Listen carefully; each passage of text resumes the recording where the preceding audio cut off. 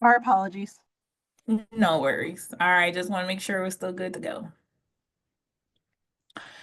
So as you can see, we do have 9 board members, and then you hear us refer to staff. Sometimes I myself am a staff member for the board. I am not a member of the board. I know some people get that confused as well. I don't serve as a member of the board. Again, those members are appointed by the governor and then confirmed by the Senate. We have a designated number of staff members as well. So in addition to myself, we have 1 program operations administrator. We have 1 regulatory supervisor, 7 regulatory specialist twos. And so we say regulatory specialist twos, that's the official government title of the position, but mainly in my office, this is the first person that you will probably come in contact with. These people are either a front desk receptionist, answering phone calls and filtering through mail and emails, or you could come in contact with someone who is an application processor who is a regulatory specialist too.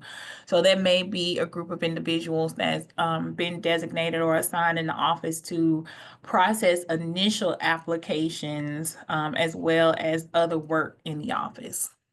And then lastly, we have our board legal counsel, Timothy Frizzell.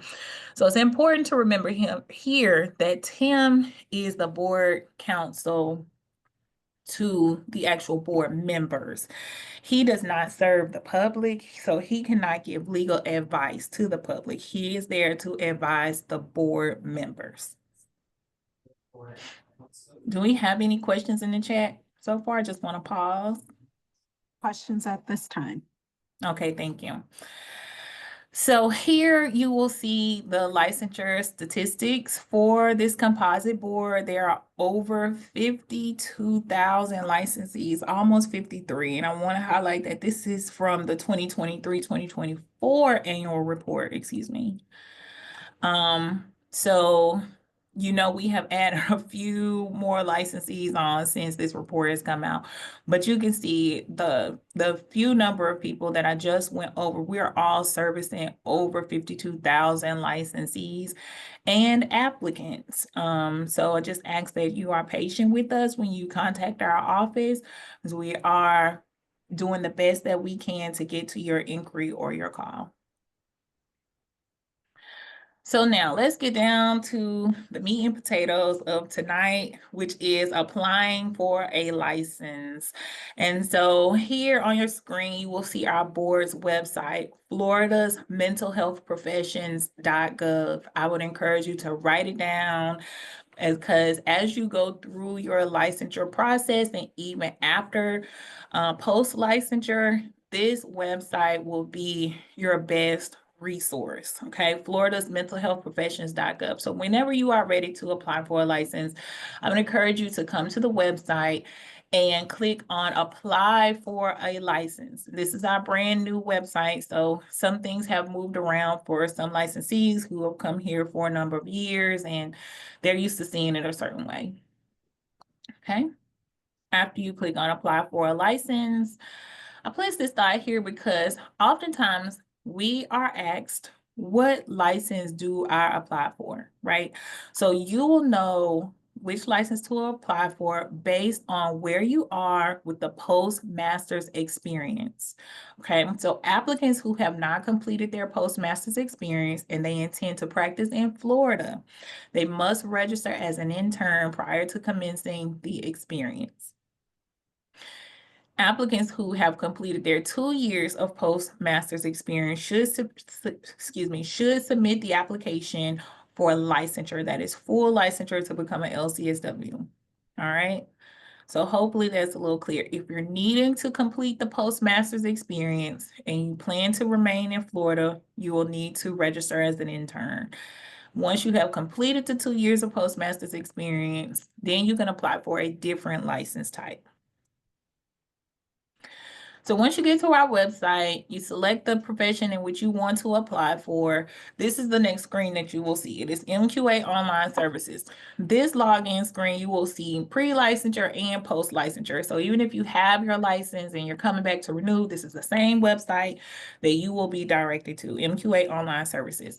If you are applying for the very first time, you will click on the button to the right, create a new applicant account here. If you are returning, then you'll just log in here with your basic information. Ashley, we do have a question. Okay. It's from Jane, and she said, can you explain what you mean by postmaster's experience? Do you mean 3 years of supervised practice?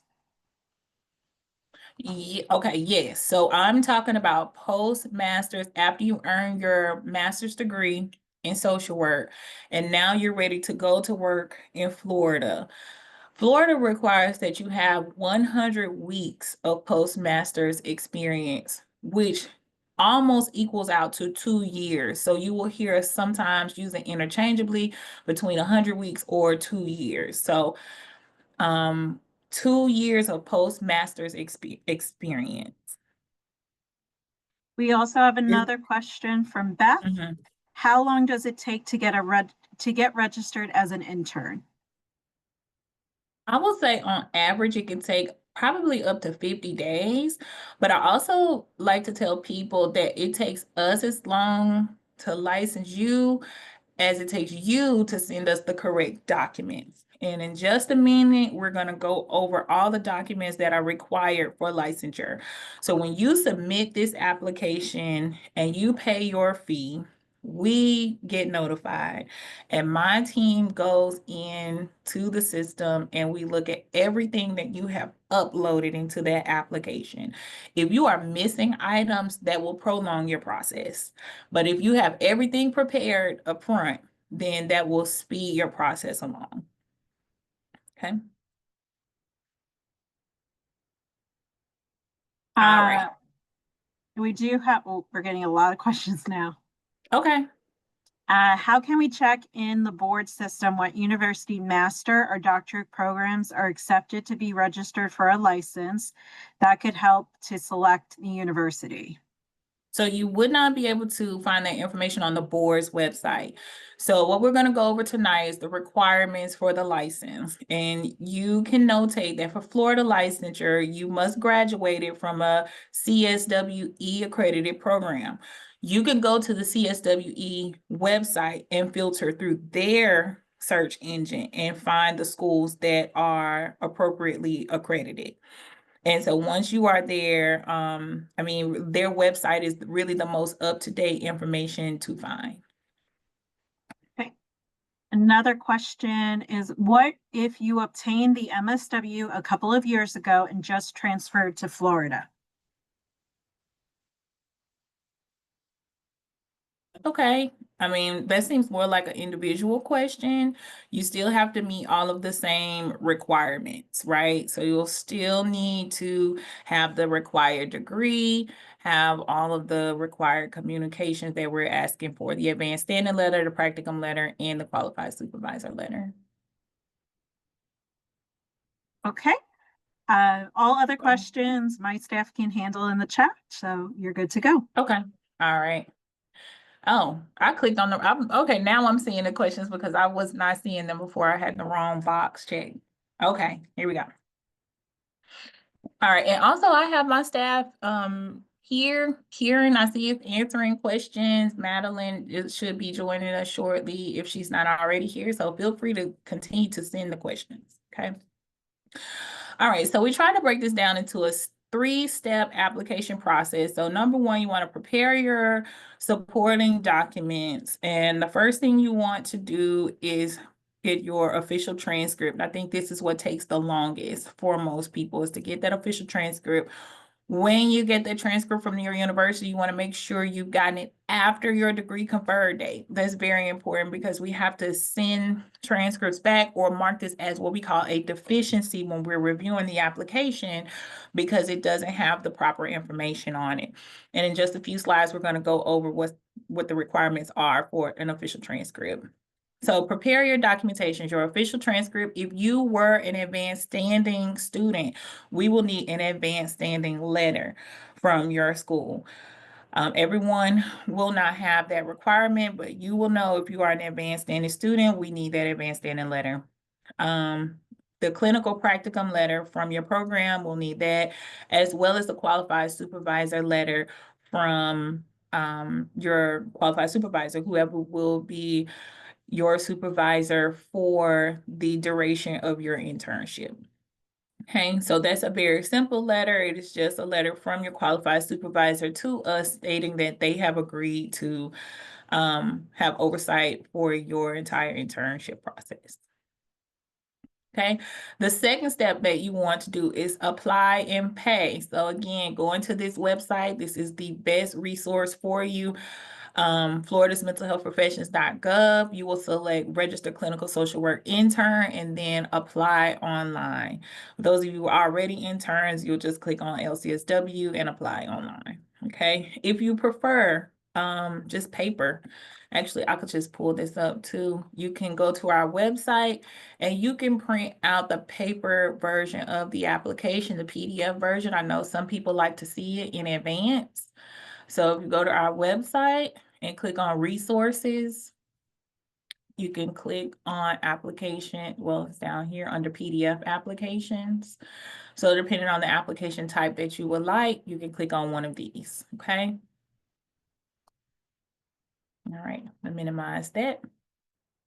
After you've done that, please allow us 30 days to review your application. It typically does not take us up to 30 days to review an application. We have our processing times online as far as the initial review of the application, which typically stays under about a week for reviewing the initial application. But again, remember, it's going to take us as long to completely process the application as it takes you to send in all of your required documents. So if you're still missing one of those things listed in step 1, we will send you a deficiency letter. But if you have everything that is listed in step 1, we will send an approval letter to you.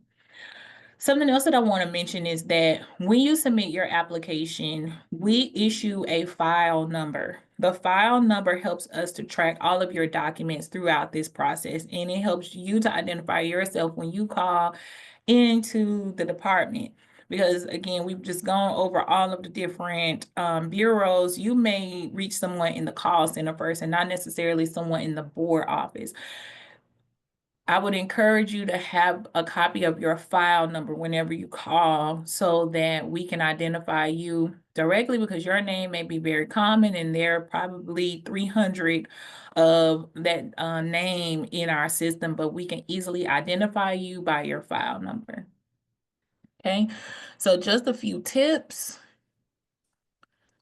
when applying. Allow up to 30 days for processing. This is a statutory requirement. We have 30 days to review the initial application, and then we need to contact you and let you know if you're missing items or you're either approved or not approved for the license. Okay, so allow up to 30 days for processing.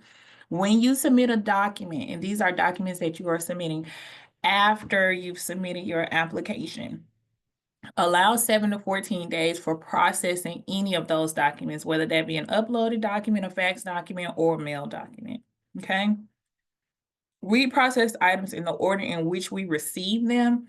So if you can send us things together, that will be beneficial to you in your process. So when we were speaking of preparing those documents ahead of time, having your official transcript, having your qualified supervisor, having the practicum letter come in at least close to time, that would be very beneficial to you as an applicant.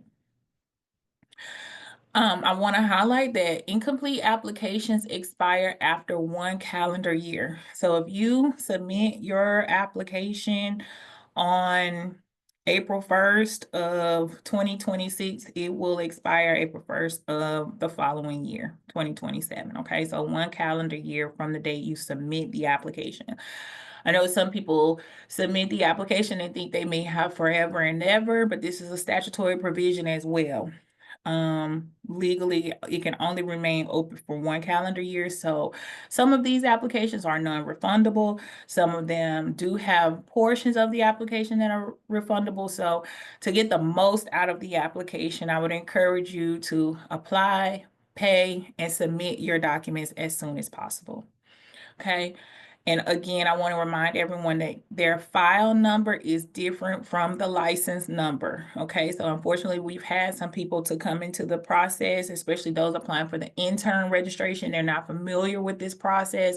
They see that number from us and they start trying to work on the file number. Please remember that that is not your license number. You will receive an official letter from the department when you have been issued a license number, whether that is a registration number or the number for the LCSW. You can always go to our website and verify whether you have a license or not. There is a verify a license link. We'll go over that shortly. And you can click on that link and you can access any healthcare practitioner in the state of Florida that is licensed under medical quality assurance. Okay. All right. Do we have any questions about the process? Your team has been doing a wonderful job answering them in the chat. Awesome. Thank you so much. So now we're going to move forward and talk a little bit about applying for a license. And this is the intern registration that we're going to talk about first. So you may become a registered intern after completing 15 semester hours of the required coursework. Any remaining courses must be completed before exam approval and licensure, okay? So let's talk a little bit about the official transcript requirements. When we receive that transcript, we will look for the master's degree in social work from a CSWE accredited school. The transcript must reflect the degree conferred date. The transcript must also be sent directly from the university. So that means you can't go and pick up the transcript, open it, look at it and say, oh, yep, that's it, and then send it to us. We will not accept that. Okay, so they have a few ways that we can receive the transcript. If your school has a designated parchment service, I would recommend that you use that. The reason I say that is because typically with those parchment services, you are also alerted when the transcript is sent out, when we receive the transcript, and when we open it even. So I think it provides a lot of comfort in tracking. So I would encourage you to do the parchment service versus ordering the official transcript, the paper transcript, and it being mailed to the department, okay? All right, and then so we want to talk about coursework requirements. So overall for the LCSW license, you must have 24 semester hours of clinically oriented courses that includes one course in psychopathology, and only one research course can count toward the clinical requirement. So earlier you heard me say that you can become a registered intern having 15 of those required courses, and that will work for your intern registration. But when you are ready to apply for full licensure, you must have all 24 semester hours of clinical coursework. All right. Again, when applying for a license, you need to have your advanced standing letter. If you were an advanced standing student, please request this letter from the School of Social Work that lists the courses that you completed at the bachelor's level that were not required at the master's level. The practicum letter is also required, and it must come from an official of the school. That's the dean, the chairperson, whomever. Some schools have a designated person that signs off on these letters. Your university will know. But that letter must be signed by a university official that your degree was awarded from, and must come on university letterhead, verifying the supervised practicum, internship, and field experience was completed. I'm going to show you in a minute an example of that letter. And also in that letter, there are some magic words that we're looking for. You must have practiced in a clinical setting, so that has to be listed on that letter as well. Qualified supervisor letter. This is the last piece, or the last piece of documentation. And this is a letter stating that they have agreed to provide supervision while you are a registered intern. And so again, this can be a simple letter from your supervisor. It can be an email to the email address that we have listed. It could be a formal letter. It could be on letterhead, as long as it is signed by the qualified supervisor indicating that they will be providing you with supervision. Now, I should notate here that qualified supervisors are only allowed to have 25 interns at a time. So we are monitoring this at all times. So sometimes just because you submit the qualified supervisor letter doesn't mean it's going to be approved, right? So everyone, I would implore you, please, to make sure that you do not start supervision with a qualified supervisor until you know for sure that that qualified supervisor has been approved by the board. So again, do not start supervision unless you know that the supervisor has been approved by the board. All right, and again, I have notated here that you may become a registered intern having met 15 semester hours or 22 quarter hours of the required coursework. The remaining courses must be met prior to obtaining exam approval and licensure. Something that I have not mentioned here today is the background screening. We're going to go over background screening as well, but this is also a new requirement for initial licensure. So if you have all of these documents and you've submitted your application to the department, you've paid your fee, your next step would be to complete the background screening requirement. In just a minute, we're going to go over the background screening page, how you get there, how you find a lab scan provider. Okay, here are two examples of the practicum letter. We're looking for it to come on letterhead, dated, addressed to the board. And we also like it to include your name, if your file number, if possible, or your social security number, some sort of identifier, because there may be 100 Jane Does or Mary Smiths or, Brian Johnson, very common names. And you would be surprised how many people we have in this system. We regulate 1.5 million licensees, and they are all housed in this system. So I know going through this process, it may seem like the board would have your information, but it's very important that we are able to identify you when you are submitting this documentation to us, okay? So something else that we're looking for on this practicum letter is possibly your degree conferred date, the total number of hours that you completed. And these are those magic words that we were talking about earlier, where clinical services were provided directly to clients. That's very important to state in the letter. We need to know that you were in a clinical setting. This is actually a statutory requirement for this license. So we make sure that that is listed out. Also, if the school can provide the title of the course and the prefix for the course for practicum, that would be very much appreciated as well. We're looking for a signature from all of from your program official and possibly their title. Again, it doesn't have to be the dean. It doesn't have to be the chairperson. Some schools have a designated person there. Most Florida schools are familiar with our process. So this is typically the format that we're looking for on the practicum. With the advanced standing letter, similar requirements. We're looking for it to be on university letterhead addressed to the board. We need your name, some sort of identifier. We're looking for your degree conferred date, and that your bachelor's degree was from whatever the name of the school is, and it was an accredited program. And these courses that you have taken on the bachelor's level were accepted in lieu of the required graduate level courses. So we like to see those. We also like to highlight that the total number of hours for those courses are there, not just the title and the prefix, but also we need to know how many hours you took, because as you saw us go over earlier, it is a statutory requirement that 24 semester hours be completed. There's also a statutory requirement for the practicum. Any questions about the letters? So Ashley, your team's been doing a fantastic job, but there's just a couple, because they're so busy answering so many. So one was from Jace. She writes, so does this mean you can technically start your postmaster experience prior to graduating with your master's? No. And I'm Okay. sorry if I said something to confuse that. You must have the master's degree for both of these license types, whether you want to be an intern or if you're looking for the LCSW license. And then one from Jennifer Tipton.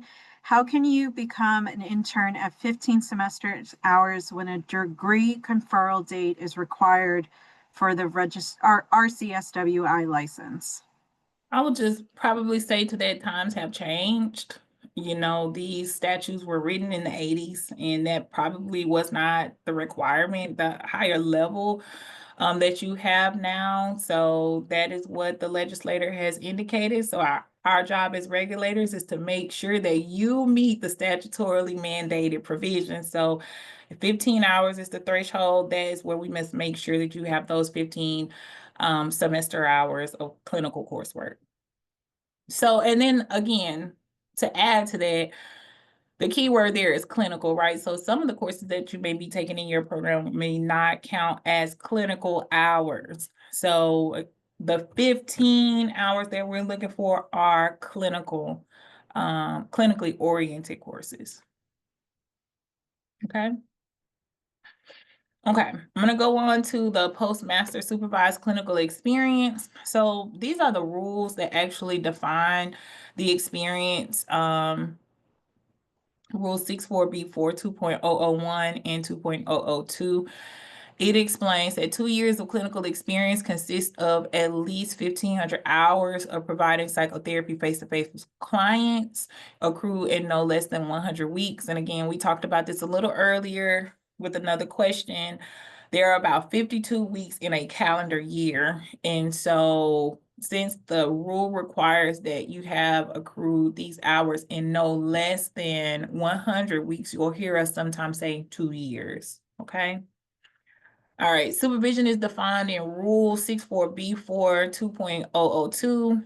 And so the supervision rule, where it actually breaks it out, again, you have to receive at least 100 hours of supervision in no less than 100 weeks. You must provide at least 1,500 hours of face-to-face psychotherapy with clients and receive at least 1 hour of supervision every other week. So that means at minimum, you must go and see your qualified supervisor at least once every other week when you're seeing your clients.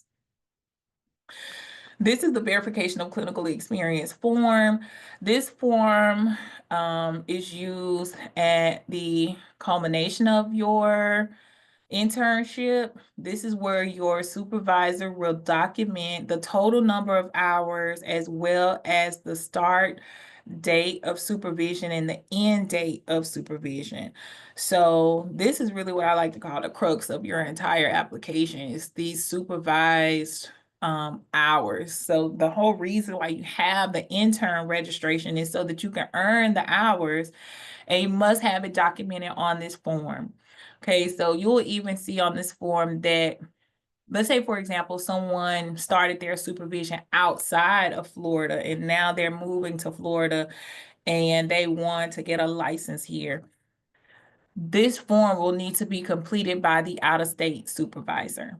Okay, Florida rules have been written in such a way that this form is required for those of you who are in state in completing the supervision, and also out of state. If you are ending supervision with your qualified supervisor, this is how you will indicate it to our office. There is a line here in section C that says that either they intend to continue supervising you until you are licensed, or they need to check the box that says, I'm no longer providing this intern with supervision as of whatever date. Something else that's very important with this form is that you actually put dates here. Some people will try to get the form in early, knowing that they've reached the 1,500 hours. It's been longer than 100 weeks, or they're approaching 100 weeks, and now they're ready to turn the form in. What we'll see all the time is the start date was January 1st, 2024, and the end date is until present. What happens is we can't accept that, because we are charged with calculating all of your hours. So we need a start date and an end date in all of these boxes, even the date that your signature comes. And we also need to know, what are you doing with your supervision? as a registered intern, the law requires that you remain under supervision until you are fully licensed. So if you are registered as an intern, you must have a qualified supervisor.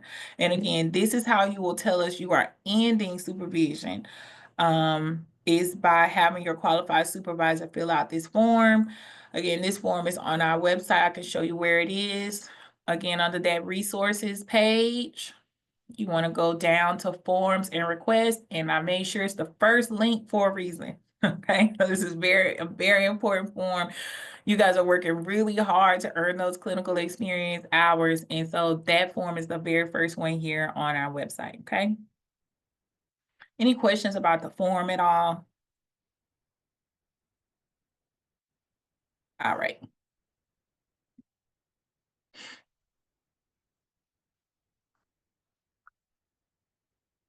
So I want to talk a little bit about the 5-year intern registration. So during the 2016 legislative session, House Bill 373 and the companion bill, Senate Bill 12, were passed into law, and these bills established an expiration date for the mental health professions intern registration. So I know this has been a big deal in your community. So I really want to make sure I address this today.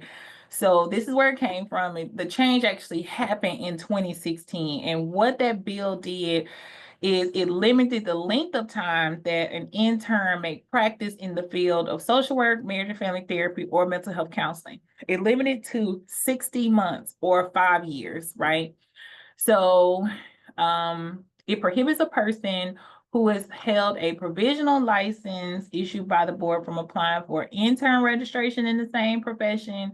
And lastly, it helped to clarify that a licensed mental health professional must be on the premises when clinical services are provided by a registered intern in a private practice setting. So if you're working in a private practice setting, you must have a licensed mental health professional on the premises with you.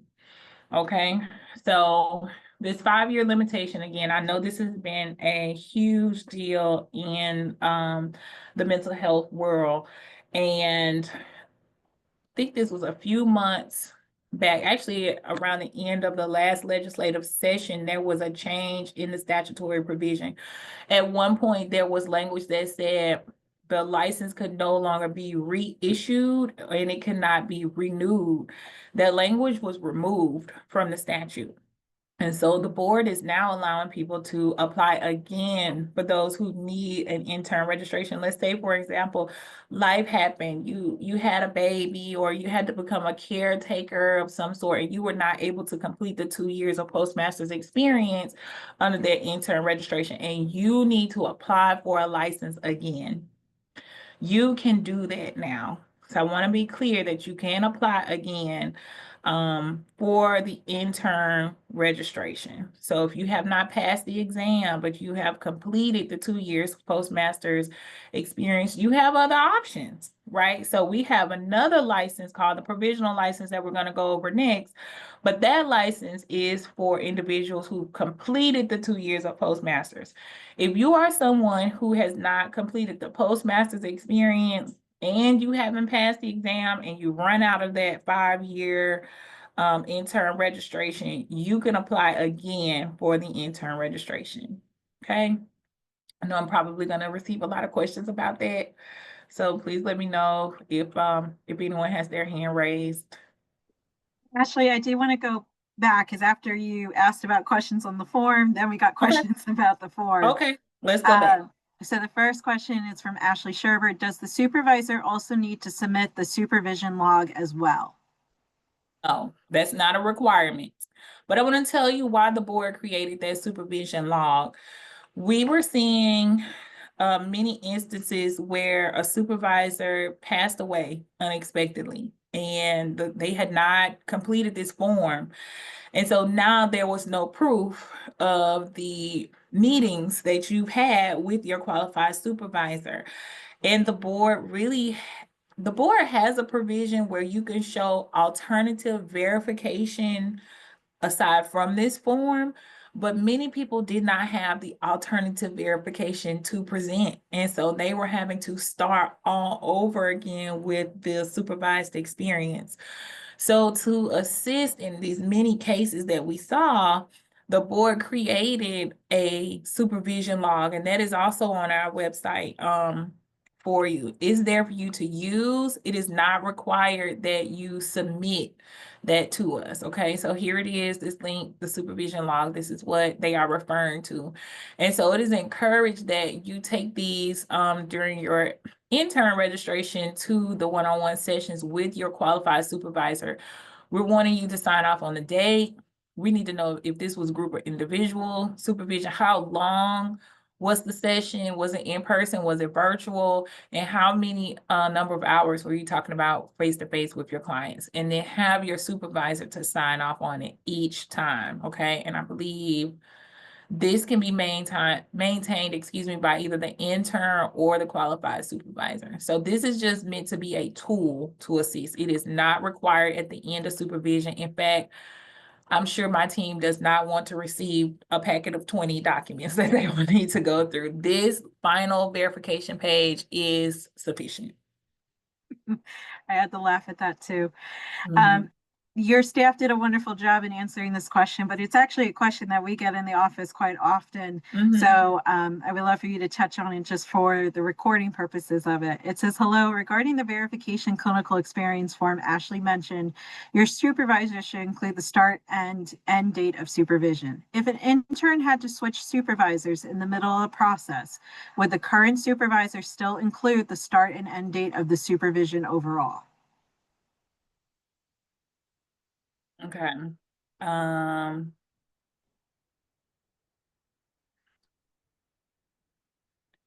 No, the supervisor is only attesting to the time that they've had with you, not any previous supervisor. It's going to be our job to combine all of those hours that you have submitted to the office. So let's say you have supervisor A for 6 months and something happened, that person moved outside of Florida and you're no longer able to have a relationship with them.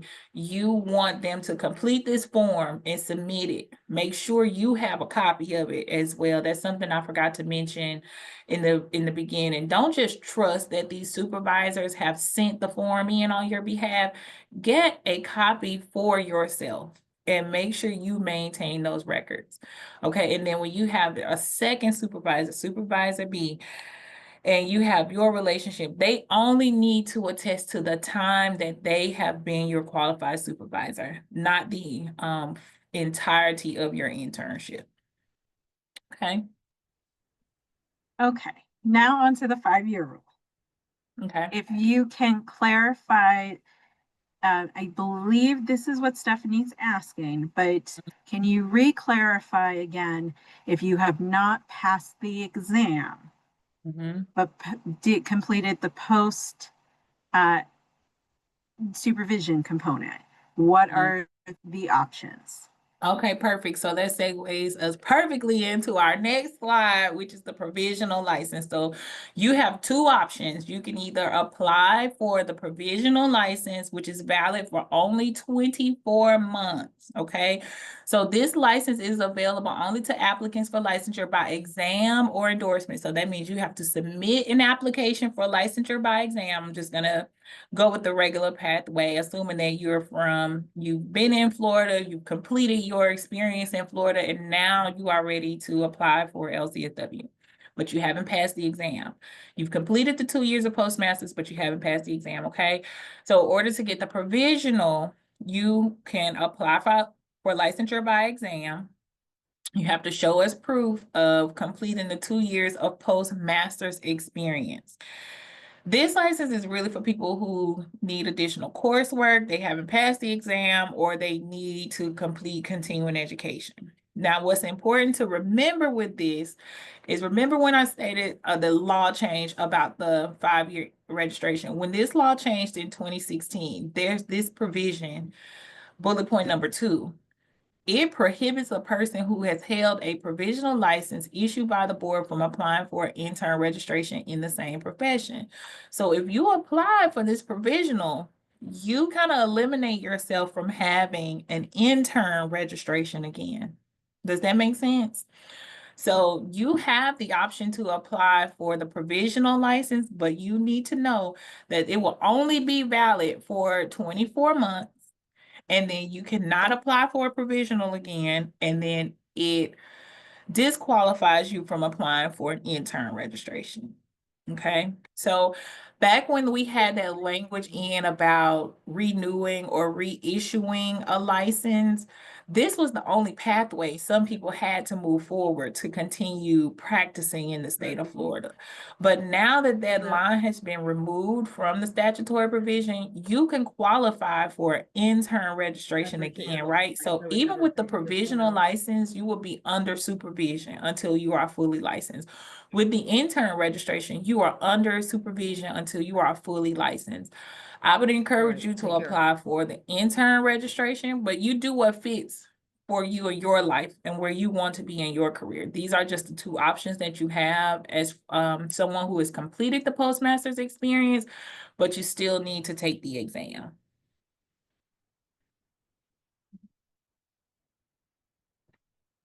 Okay, does that help to clarify it? All right, just stop me if you have any questions, and then we still have our 30 minutes. So, all right, so that's the provisional license. And so I know there was a lot of conversation probably in the last 3 or 4 years about the provisional license. And so many people did apply for their license knowing that they had completed the postmaster's experience, but they still hadn't passed the exam. But again, you're limited with that provisional to only 24 months, and you cannot apply for that license again, and you cannot apply for the intern registration. So once the time is out for that, that is it. Okay, I want to talk a little bit about the exam information. So to be licensed as an LCSW, you will need to pass the National Clinical Level Exam that is developed by the Association of Social Work Boards, or the ASWB. So I need to highlight here again that I said the clinical level of the exam, because there are multiple levels for this exam. But for Florida licensure as an LCSW, you will need to pass the clinical level of the exam. All right. The board office will issue exam approval once all education requirements have been satisfied.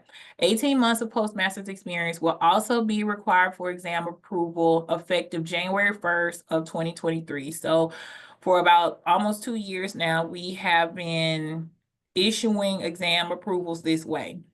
You must show proof of having 18 months of postmaster's experience before we can issue that exam approval.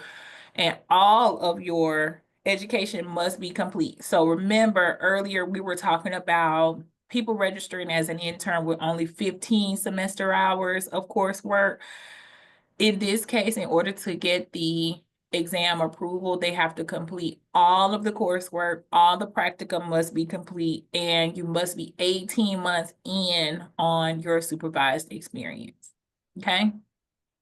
To register for this exam, you will visit www.aswb.org. Any questions about the exam?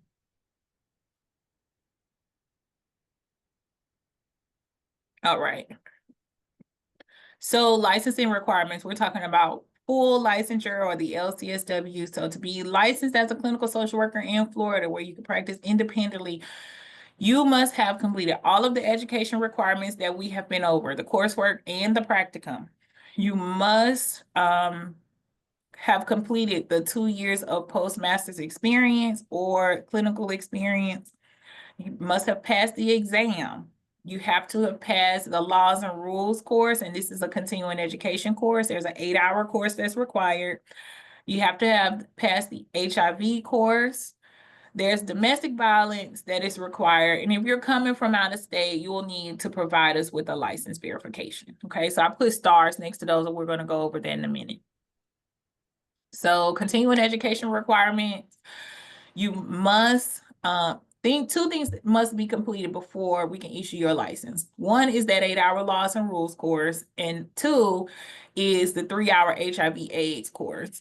These are both written into the Practice Act, for mental health counseling, and it is a requirement by the state of Florida. So you must complete courses in these two areas prior to us issuing the license. Okay.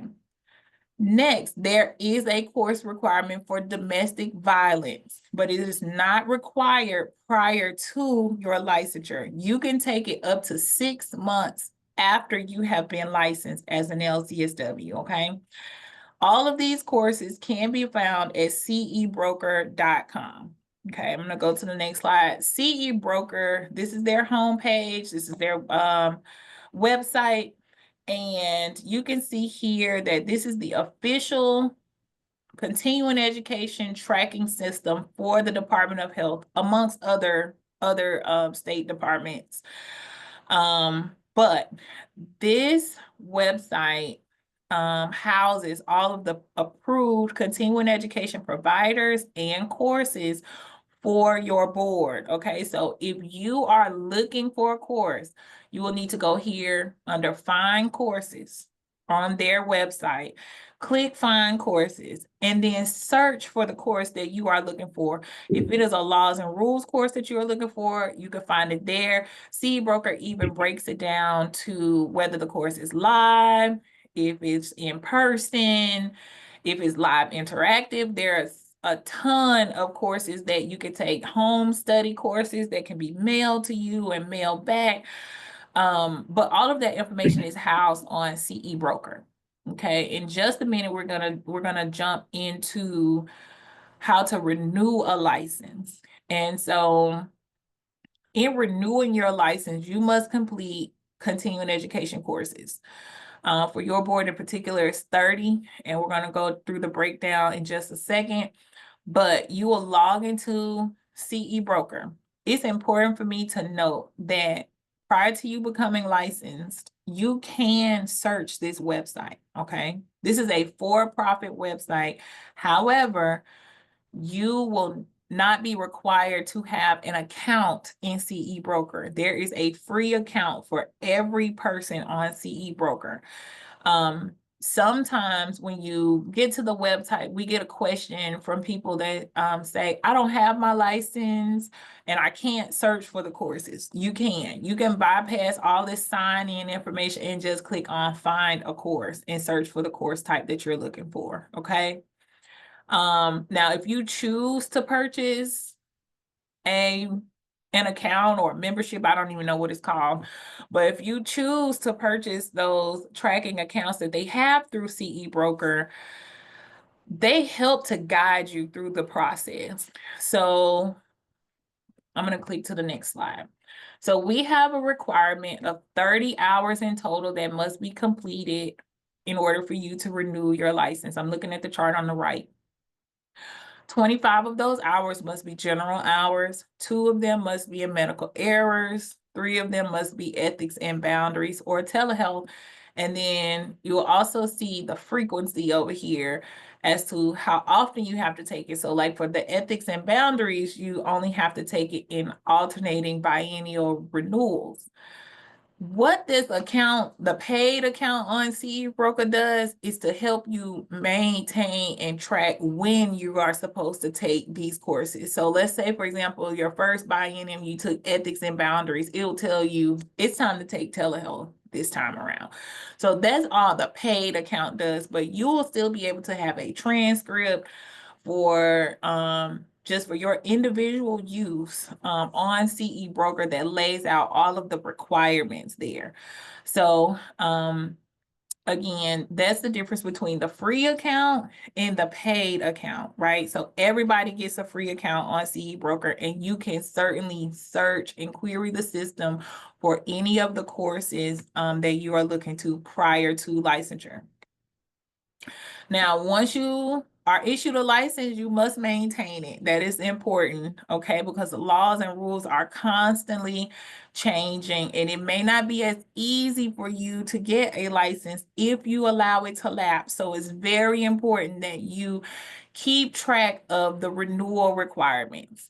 So we went over a little bit of the required courses. So again, renewal takes place every biennium or every 2 years. Really fancy way to say every 2 years, okay?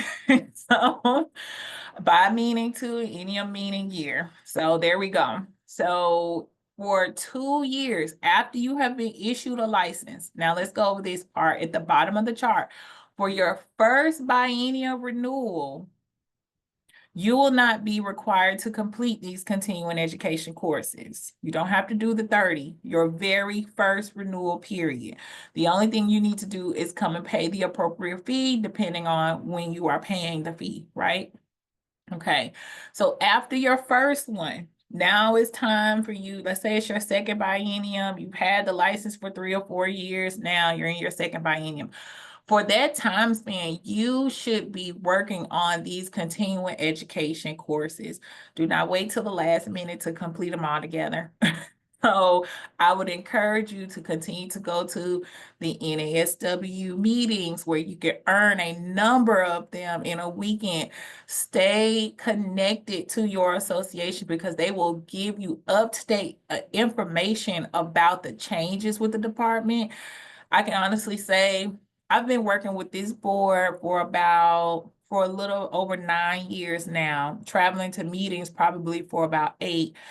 And I have hardly ever seen I don't think I've ever been to a board meeting where NASW was not represented. There has always been a board member present or a member of NASW. So they are right there on the front lines trying to make sure that you're getting the most up-to-date information. They're speaking with the board. They're making sure you're being heard. So stay connected with NASW. Those conferences are very beneficial in the way that you can gain all of your, well, or most of your continuing education right there at the annual conference. Okay, so here with this, we have this laid out, the requirements for continuing education. Some of them are every third biennium, some of them are required every other one, some of them are required to alternate. It just depends on where you are in that program and that process. CE Broker will help you to keep track of which courses you need to take. But again, don't wait until things pile up at the very end. Your renewal period happens on March 31st of every odd year, right? So 2027 will be the next time you are required to renew, and you will have a new requirement with this background screening. So if you've never been background screened before, this will be the first time you will need to not only complete your continuing education, not only pay the fee, but you will also need to be background screened for the first time. There is about a 90-day window that happens prior to your expiration date. We're here at the department testing the system and making sure everything is right so that you can log into your account, pay the fee. CE Broker is communicating with our system. They're talking to one another to let us know you have completed the continuing education. So this year, well, I'm sorry, 2027 will be the first renewal this profession will go through, and they must have a background screening. Okay, so you want to make sure you get screened prior to March 31st, 2027. So that means you really want to get in no later than December of 2026 if you're having to do this for the first time. And again, y'all heard me say that we regulate 1.5 million licensees, and the number is steadily growing. You know, we hear all the time that people are moving to Florida at a rapid rate right now. So that means more healthcare providers, more healthcare practitioners, more background screenings, right, are being housed here because these people have to get to work and they're getting screened. And so we don't want you to get caught in the shuffle, right? We don't know, systems go down. Don't wait until the night before your renewal is supposed to happen and then expect that your background screening is going to go through seamlessly, because that's not the case. I would say allow up to at least 120 days. So you definitely want to get in there before December of 2026 if you are renewing and having to do that background screening for the first time. You want to get acquainted with the CHI system. You want to get your information in there. You want to make sure you have time to go to the live scan provider. You want to make sure that your prints are clear, because sometimes people have to get re-screened, because the prints are not clear. So you want to make sure you have allowed yourself enough time to go through this process and for the systems to talk to one another. So these prints are housed with FDLE, and they have to talk to the Florida Department of Health system as well. So we need to know that that information has been input into the FDLE system and is coming over to the Department of Health so we can process it properly, okay? All right, we got a little more time to talk about background screening and all of that. But going back to the renewal, I want to talk about these charts a little bit because I know they can be confusing to look at. Let's look at the fees chart on the left. So if you're doing a regular renewal where you are renewing your license before the license expired, right? Then if you're going from active to active, then your fee is going to be $120. That's it. Okay. If you were previously in an inactive status and you want to maintain the inactive status, you will pay $55. If you have been active previously and now you want to go inactive, that is going to be a $55 fee. If you were previously inactive and you want to be active again, it's a $170 fee. And I should notate that if you have been inactive, you must complete all of the continuing education for the times that you have been inactive. So let's say you've been inactive for 2 renewal cycles. You must complete the CEs from both of those renewal cycles, pay the $170 in order to be set back to a clear active status. Hope that's making sense. If you want to go from active to retire, these are changing the status. And I don't know if I mentioned that. This is changing the status of your license. If you want to go from an active status to retire status, that is a $55 fee. And if you're going from inactive to retired, then that's a $55 fee. Very simple process, right? That's all if you're doing it on time. Now, if you're renewing after your license expired, you will see that the fee continues to go up. To go from active to active, it will be $225, right? Versus the normal $120. So we want to encourage you to apply on time within that new period. And definitely with this new background screening requirement, make sure that you get in there early enough so you can avoid these delinquent fees. Lastly, this last section of the chart is what we called 120-day notified delinquent. Okay, so this is for individuals who have gone for 2 renewal periods and they have done nothing with their license. They have probably been in a delinquent status. They haven't touched it. They haven't contacted the Department of Health. 120 days prior to that, we will notify you and say, hey, for 4 years, you have not completed the CEs. You have not contacted us and updated your profile. You are about to lose this license. And the license will go into a null and void status. If you want to avoid it going from that status, then you will have to pay the appropriate fee in this chart. And so more than likely, it'll probably be somewhere around $355 or higher. And not only will you have to do that, you have to complete all of the continuing education from the time that you have been in a delinquent status, okay? Anybody have any questions about the renewal? All right. There is a question about the renewal pertaining to background. Okay. So just to be clear, the background screening requirement is only for people who will be applying for the licensure for the first time. If you are already fully licensed and simply renewing, do you need the background screening? Yes, you will need the background screening. And so we're about to go over that right now. Okay. So there was legislation that impact your profession in 2024. All right, during that legislative session, House Bill 975 passed, and the name of it is Background Screening Requirements for Healthcare Practitioners. As of July 1st of this year, Most, and I say most because there are some healthcare professions that are not required to do this, but most healthcare practitioners must comply with background screening requirements when they apply for initial licensure or if they are renewing the license. So to answer your question, you will be required to be background screened at renewal. That's why I was saying this is the very first time that you will have to do that in 2027. You do not want to wait until March to go. You want to try to get in there no later than December of 26 to get background screen so you don't get lost in the shuffle, okay? So that your background screen is not delayed.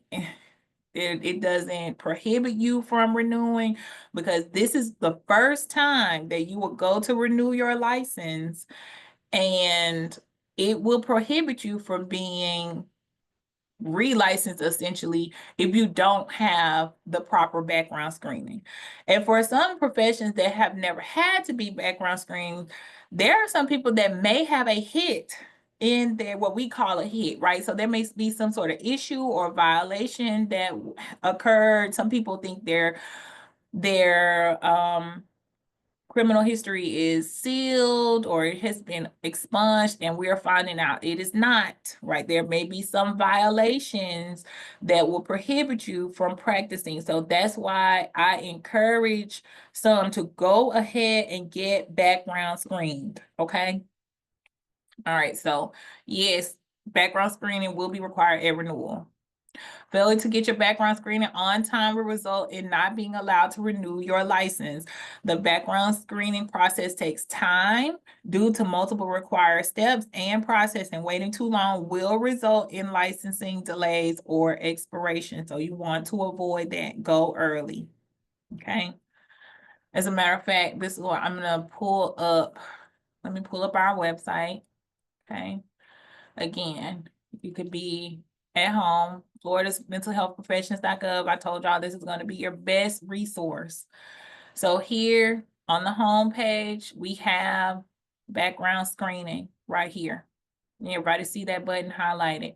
Also, under latest news, you can click under the latest news and read about the legislation that changed your professions.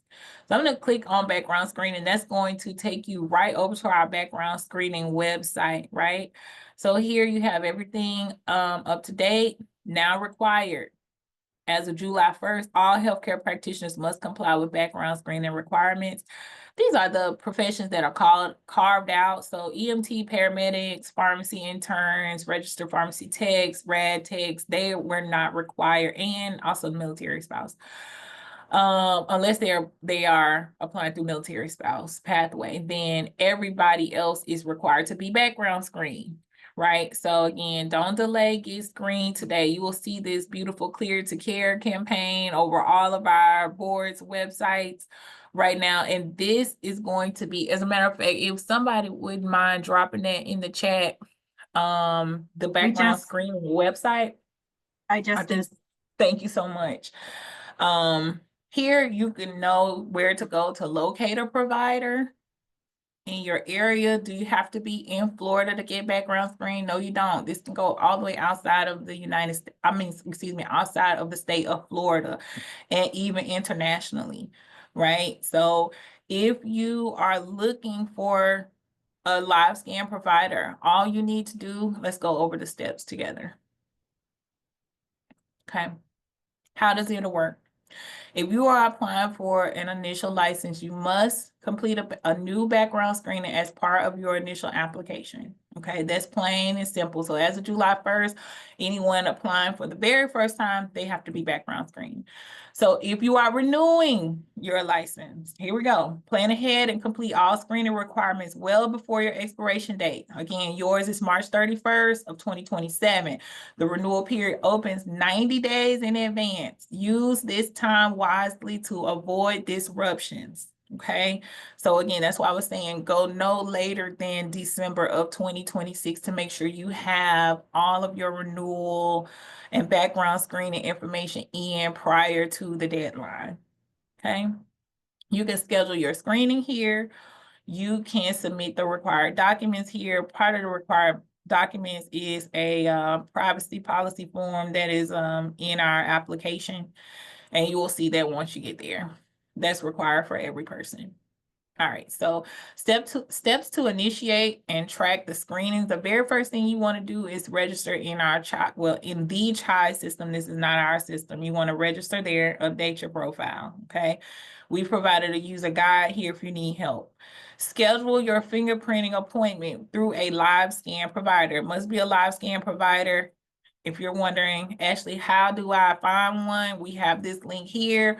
We have the one at the top where we just went over. You don't have to even go to a live scan provider in Florida. Let's say you want to do it while you're on vacation, and you can find one locally there just by clicking this link, and it will show you those in the area. Okay. Most important thing you want to do when going to get background screened is taking this ORI number. So this ORI number, I like to tell people this is like an address. It kind of tells the live scan provider where to send those prints. Okay, so I clicked on ORI number. This is just explaining all that does. And here, I'm going to scroll down to clinical social work, marriage, family therapy, mental health counseling. Your ORI number is EDOH 4550Z as in zebra. So this is very important. It's going to be on all of your applications. We're going to make sure you have this information, but just so you can find it here, we've listed all of the boards ORI numbers, right? Again, this is like an address. It tells them where to send your fingerprints. So when you go to your scheduled appointment and you give them this ORI number, they will know this is going to the Florida Department of Health and to the Board of Clinical Social Work. Okay. All right, we're going to go back to our steps. All right, after you've done that, the next thing you should receive is what's called a transaction control number, or a TCN. So that kind of works to me. This is all made up in my head. Nobody told me to say this, but this is like a receipt from the store, right? So like after you have made your purchase, you have a receipt with a number on it, and you can actually track your prints with this TCN number, right? You can go to the FDLE website and you can know when they have made their way there. And sometimes if we have even difficulty finding your number, we're going to ask you, or finding your prints, we're going to ask you for the TCN. Okay, what is your TCN number so that we can find you in the system? All right. Leslie, you want to track the fingerprint submission. So I'm ahead of myself. So here you could go to the FDLE website and look up the TCN right there. And that's it. That's the whole process.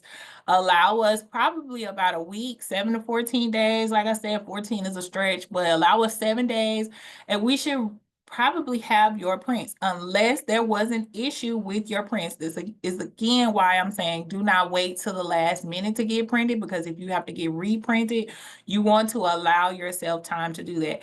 If you have something in your background that you are concerned about, I would also encourage you to go early and not wait, right? Because these things will have to be addressed by the board, or they'll have to be addressed by the background screening unit. You may have to provide additional documentation explaining, your previous arrest or criminal conviction. So make sure you do it timely. Okay. All right. We're going to wrap up very soon. Let's see. This is how you get licensed. We talked about seed broker. We talked about renewals. We talked about background screening. I want to encourage all of you to visit our website, floridasmentalhealthprofessions.gov.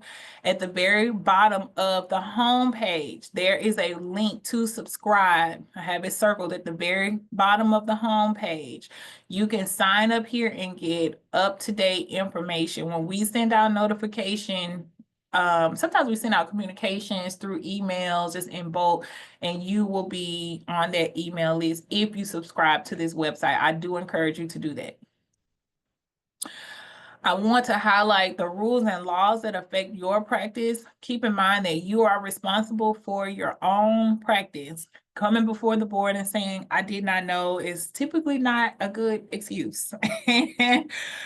You will see that time and time again. You can go back and listen to the audio. You can attend the board meetings, and you will see there are many people that come before the board and they say, I didn't know. Well, the board is requiring you to take laws and rules for your profession almost every biennium and prior to licensure. So it's obviously important that you know the laws that govern your profession, right? You want to stay out of trouble. You don't want to be before the board. You don't want to be in any sort of situation that could really affect you or your practice. So here I'm providing the chapters that govern your profession. Again, we talked about the Practice Act 491, 456. That's the general provisions for healthcare practitioners. So these laws apply to everyone, okay?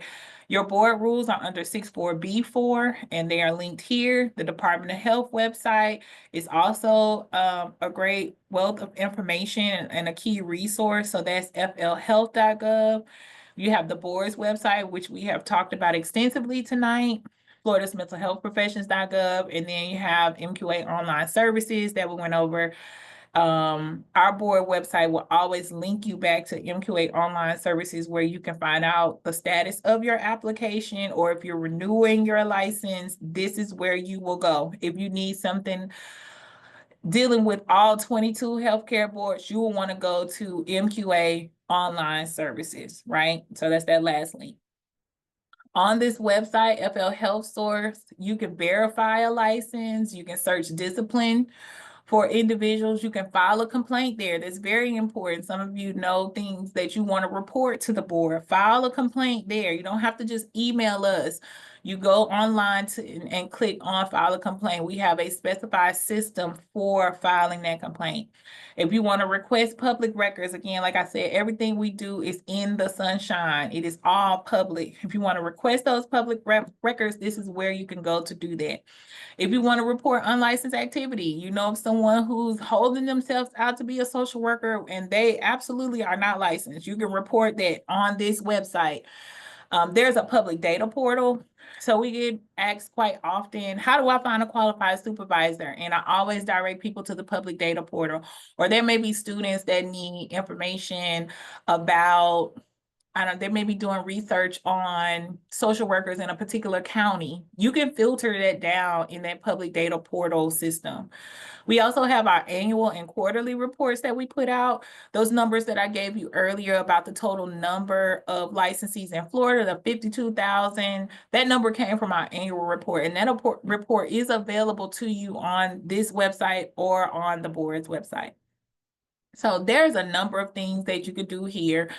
I'm not going to hold you much longer because I know we're almost out of time. I want to allow for questions. I will stay longer to answer any of your questions, but I know we need to wrap things up. So just to conclude everything, please be familiar with the laws and rules that govern your profession. Take the time to take the CE course, laws and rules. Even if you are a registered intern and it may not be required, take the course so that you know the laws and rules that govern your profession. You are responsible for your profession. Okay. Seek out information that might affect your scope of practice. That means visit our board's websites. Come to the board meetings when we are in your city, if you are able to attend, especially if we're having a virtual meeting. It's rare when we do have a virtual meeting, but I encourage you all to attend a meeting and make sure that you know that information that affects your scope of practice. Keep up to date with the changes to the laws and rules by visiting the website, reading over the meeting minutes for information about changes. Subscribe to the board website. It's very important to stay connected. Stay involved with your professions, associations, NASW, and any other organizations surrounding your profession, because it's very important that you tap in. And I know we are all very, very busy people now, and you may not have, an extra hour to read through the board minutes, but guess what? You have representatives from your organization that have attended those meetings, and they can give you the very abbreviated version of what happened. I like to highlight this when I'm speaking with groups. Do not abbreviate the title registered clinical social work intern. And so that is for all three of the professions. The intern status is not to be abbreviated. We see all the time RCSWI.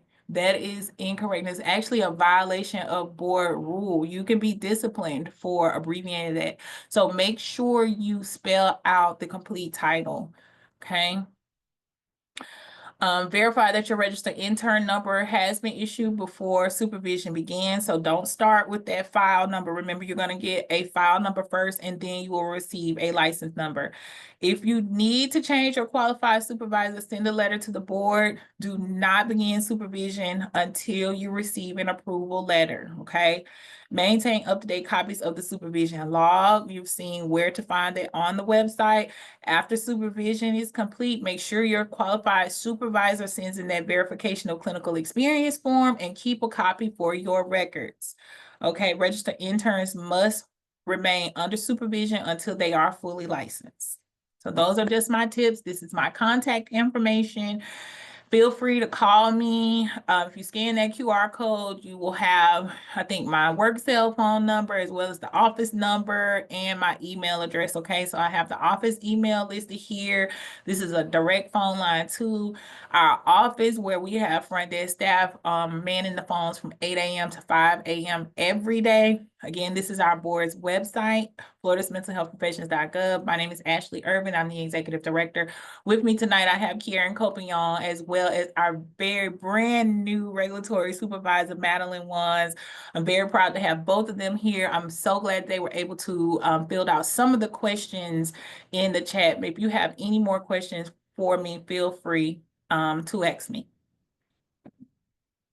I just want to thank you, Ashley, and your team, Madeline and Karen. My staff and I were making sure every question was answered in the chat, and they did a fabulous job, including yourself.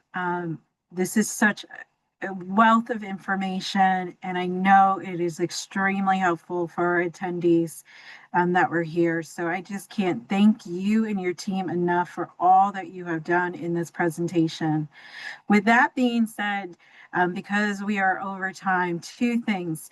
First of all, yes, we are recording this. Yes, we are going to post this on our website. We are going to ask you to please give us about 2 weeks to not just post this, but also to ensure that we take all these questions in the chat and put them on our website in a frequently asked questions section that we will split out from the registered intern part to the background screenings to renewing, so that it's all there for you. So it's going to take us a little bit of time to go through this chat to make sure we get every answer up there, including this recording, but please give us about 2 weeks. I just put in the chat our website. You'll find all this information in 2 weeks under our licensing section. Additionally, please make sure that you are reaching out to the Department of Health, to Ashley and her team with any additional questions that you have. But you also can always reach out to us at NASW Florida, even if you are a member or future member. At the end of the day, we are here to support all social workers in our state. If we don't have the answer for you, we are going to reach out and get that answer for you. So please reach out to us as well so that we can bring that bridge. But again, thank you, Ashley. Thank you to your entire team for the marvelous work that you continue to do for us and for all of the professions in our state. With that, we're going to say goodnight to all of you and attending. And we look forward for you to continue to partner with us in the Department of Health throughout the year. Thank you so much. Thank you. Have a good evening.